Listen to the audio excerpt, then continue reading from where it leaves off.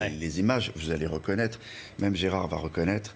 Merci pour le gars. Alors, qu'est-ce que c'est? qu'on On est est là? où? À quel endroit? À Londres, je dirais. Et à Non? Londres, moi aussi. Mais enfin, alors, en fait, il y a plusieurs choses, je ne vais pas vous mentir. Ce qui est intéressant dans ce film de vacances, c'est qui est Bah là, derrière on est la en caméra. Angleterre. Là, c'est Londres, voilà. Ouais. Qui est derrière la caméra? L'homme qui est derrière la caméra s'appelle Charles Aznavour.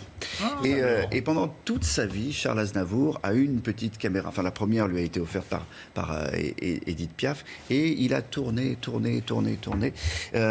Il avait une malle remplie de films. Du numérique aussi. Enfin, il a eu beaucoup de pellicules. Il a confié tout ça à un réalisateur qui s'appelle Marc Di Domenico.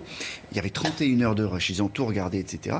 Ils en ont fait quelque chose parce que le puzzle était assez intéressant. Il n'y avait pas de son sur les premiers films. C'était des petites caméras comme ça, des 8 mm, etc. Donc ils ont reconstitué les sons de l'époque. Ils ont mis de la musique aussi tirée des bandes, des masters de Charles Aznavour.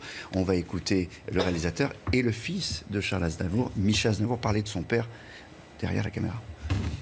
Un jour, il m'a dit, j'ai des images dans une pièce de la maison qui est une pièce derrière une bibliothèque. Il faut actionner un petit levier, donc c'est une pièce secrète. Et il y avait une malle avec des bobines de film. Petit, en fait, il avait toujours une Super 8 caméra au point. Il a toujours été fan, d'ailleurs, dans les dernières années. Il s'est acheté les petites lunettes qui filmaient. Il s'est acheté la première fois que j'ai vu une GoPro, c'est lui qui l'avait. Depuis 1947, où Piaf lui a offert cette première caméra, et où il a commencé à filmer. Il a filmé comme s'il tenait un journal, en fait. À l'inverse de mes chansons, je n'ai jamais dévoilé mes images. Cet homme en jupe, ces jeunes dont la coiffure était la coiffure du moment.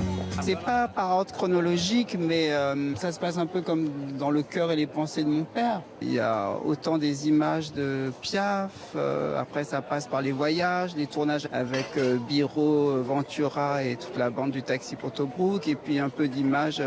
Tout est un peu mélangé, tout en fait s'entrecroise.